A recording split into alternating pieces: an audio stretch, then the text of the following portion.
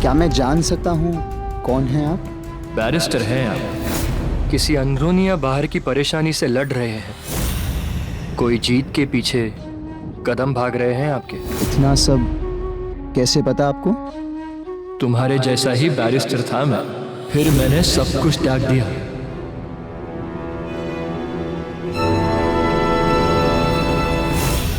जो कागज पे लिखा हो वो तो कोई भी बोल सकता है, परंतु जो माथे पे लिखा हुआ पढ़ ले, समझ लो कान्हा जी का आशीर्वाद है उस पे। या ऐसा भी हो सकता है कि आप अच्छी जानकारी जुटा कर आए हों। तुलसीपुर में रॉय चौधरियों के बारे में बच्चा बच्चा जानता है। जानता था। बैरिस्टर हो तर्क जरूर करोगे। बहुत समय बाद खुद की परछाई देख रहा हूं मैं किसी में। मैं भी ऐसे ही तर्क करता था। जो प्रमाणित लगे उसी को सत्य माना। बिना तर्क संगत के बात को हंसी में उड़ाना। जो समझ में ना आए उस पर प्रश्न चिन्ह लगा देना। हर बात पे अलग नजरिया, हर सत्य पे संदेह।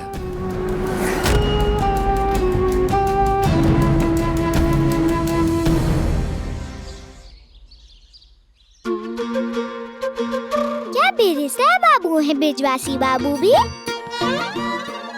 बिल्कुल मेरे पति बाबू के जैसे। उनके जैसे इतनी मोटी मोटी किताबें पढ़ी हैं, लेकिन फिर वो कान्हा जी के भक्त कैसे बने?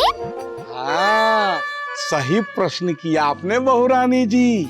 एक रात ना श्री कृष्ण भगवान ब्रिजवासी जी के सपने में आए और कहे, ब्रिजवासी, मैं स्वयं कान्हा के रूप में तुम्हारे पास आने वाला हूँ।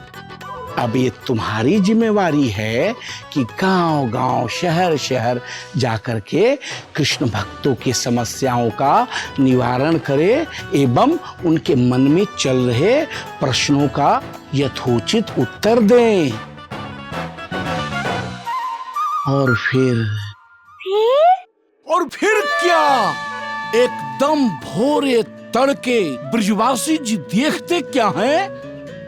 कान्हा जी की मूर्ति, साक्षात कान्हा जी की मूर्ति उनके सिरहाने पे। यहाँ ब्रिजवासी जी ने इस दुनिया के माया जाल, मकड़ जाल से खुद को अलग कर लिया, विरक्त कर लिया। ये रुपया, पैसा, हवेली, ऐशो आराम सबको छोड़ करके घुमक्कड़ वैरागी की तरह घूम रहे हैं। भक्तों की समस्याओं का समाधान कर रहे हैं, निवारण कर रहे हैं। जय हो ब्रिजवासी जी की जय हो। सत्ती 16 आने सत्ती बहुरानी जी।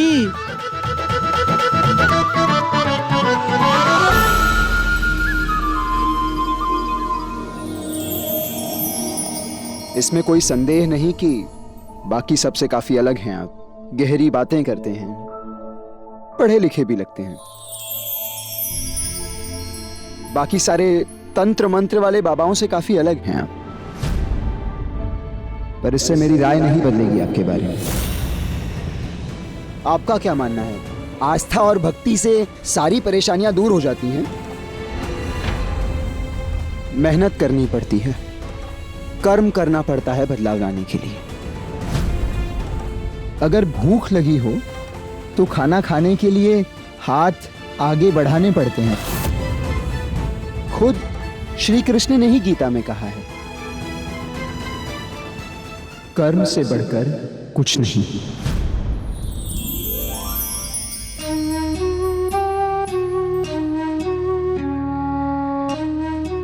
गीता सिर्फ पढ़ी है या उसे समझे भी? असली ज्ञान तो वो होता है जो उन शब्दों के लकीरों के पीछे छुपा होता है। हम जीवन में क्या पाते हैं ये इस बात पर निर्भर करता है कि हम क्या चुनते हैं। अब दुर्योधन ने श्री कृष्ण की अक्षुणी सेना चुनी और अर्जुन ने चुने अस्त्रहीन श्री कृष्ण। परंतु महाभारत का युद्ध कौन जीता ये क्या मुझे आपको बताने की जरूरत है? अर्जुन ने कृष्ण पर अपने विश्वास को, अपनी आस्था को चुना और कृष्ण ने उनके रास्ते में आने वाली हर रुकावट को दूर करके उन्हें विजय पथ पर चला दिया। ठीक उसी तरह अगर हम पूरे विश्वास के साथ अपनी चिंता भगवान को दे देते हैं तो वो उसकी जिम्मेदारी बन जाती है कि वो उसे दूर करे। फिर चाहे वो युद्ध बाहर का हो या मन का, उसे जीतना मुश्किल नहीं होता बैरिस्टर बाबू। कहा ना, बहुत अच्छी बातें कर लेते हैं आप, पर अपनी लड़ाई मुझे खुद ही लड़नी है।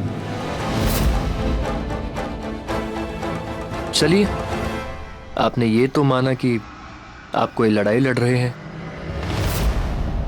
और जहां लड़ाइयां होती हैं वहां मुश्किलें भी होती हैं, लेकिन आप अपनी लड़ाई जीतने के लिए भगवान का आशीर्वाद नहीं चाहते। नहीं। अच्छा है, आपको क्या चुनना है इसका पूरा अधिकार है आपको,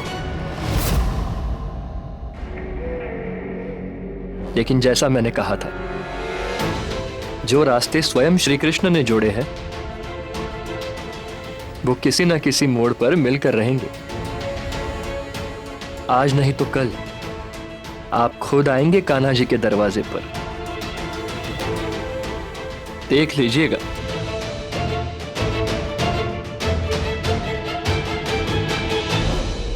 तब तक ये मोरपंख आप मेरी बातों का प्रमाण समझकर रख लीजिए।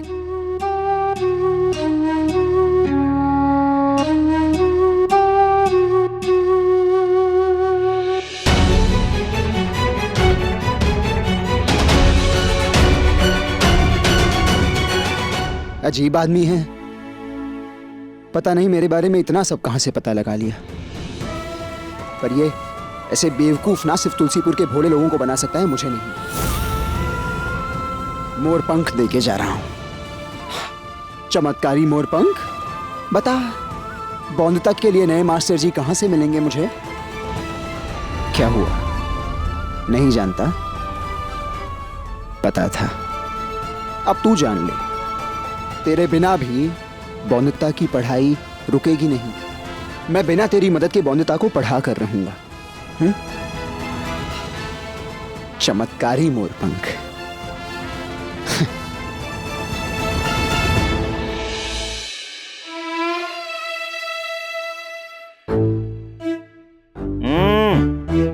बहू, ये है तुम्हारा आज का गृह कार्य। ये चावल तुम्हें आज साफ करने हैं। अरे बोरी देखकर घबराओ नहीं, सिर्फ बोरी बड़ी दिख रही है, चावल तो कुछ 50-1 किलो होंगे।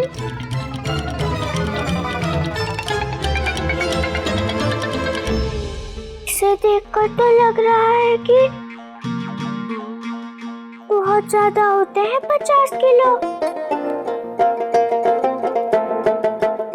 इतनी भारी तो मैं भी नहीं हूँ। भारी हो गया ना, ज्यादा लग रहा है। ठीक है ठीक है, कोई बात नहीं कोई बात नहीं। तुम ये चावल साफ ज्यादा समय लगा के करो। आज तो समय ही समय है, आज तो दोपहर में कोई मास्टर नहीं आने वाला पढ़ाने के लिए। एक मास्टर जी गलत निकल गए तो क्या हुआ? और भी शिक्षक है ना बौंदता। मैं ना तुम्हारे लिए ऐसे शिक्षक लाऊंगा जो तुम्हारे भविष्य को एक अच्छा रूप दे सकते हैं। पर पति बाबू ने कहा है कि वो अच्छे मास्टर जी लाएंगे ढूंढ के। अरे ऐसा चाहता है अनिरुद्ध, पर सब कुछ चाहने से मिल जाता है क्या? हा? पूरे तुलसीपुर के मास्टरों ने मना कर दिया है, कोई नहीं आना चाहता। अरे सब तक पहुंच गए हैं तुम्हारी बदमाशी के चर्चे। इसलिए अब ये पढ़ाई लिखाई भूल जाओ और गृह लक्ष्मी बनने पे पूरा ध्यान दो, ठीक है? काका काका काका, बौंदता बॉडी के नए मास्टर जी आ गए। क्या? अब कौन मास्टर तैयार हो गया यहां आने के लिए? जरूर कोई मोटी चमड़ी वाला होगा जिसे कुकुर से काटे जाने का भी डर नहीं।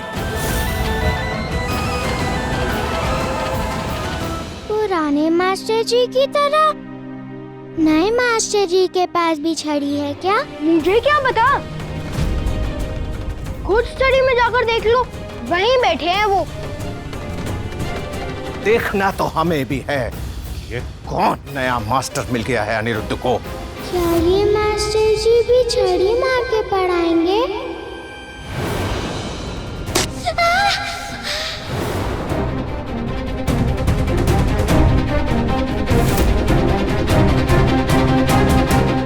दो मिनट में धक्के मार के न भगा दिया तो चलो चल के देखते हैं कौन आया है।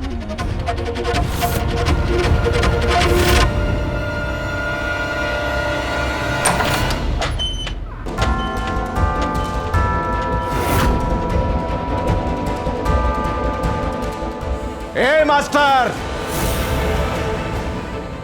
कौन हो तुम?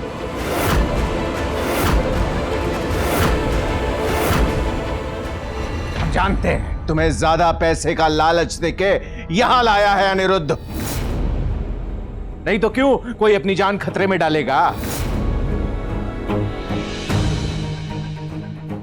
ए मास्टर, सुना नहीं क्या तुमने किस तरह तुमसे पहले वाले मास्टर पे कुकुर छोड़ दिया था बहू ने? अरे बुरी तरह से काट लिया उसको।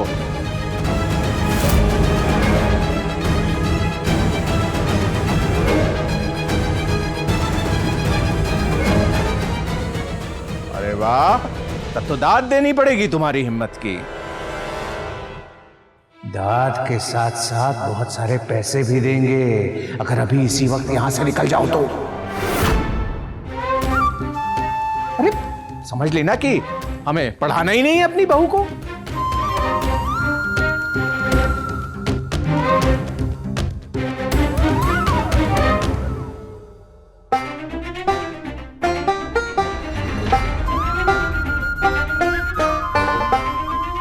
पैसे का लालच नहीं है? अरे तो भला क्यों मरे जा रहे हो हमारी बहू को पढ़ाने के लिए?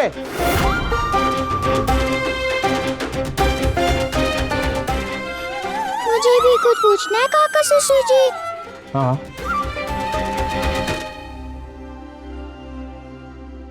आप मुझे पढ़ाने के लिए छड़ी से मारेंगे तो नहीं ना?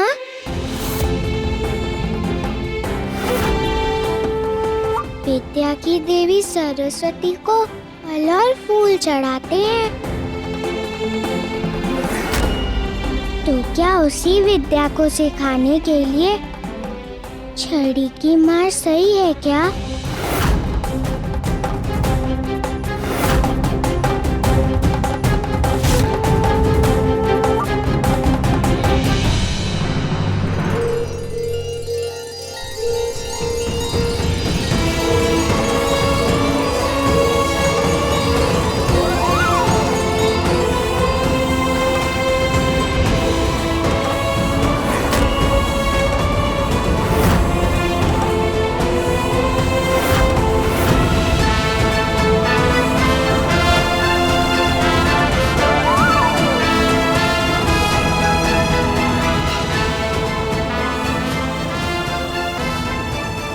बिल्कुल गलत है और इसीलिए मैं ऐसा करूंगा भी नहीं।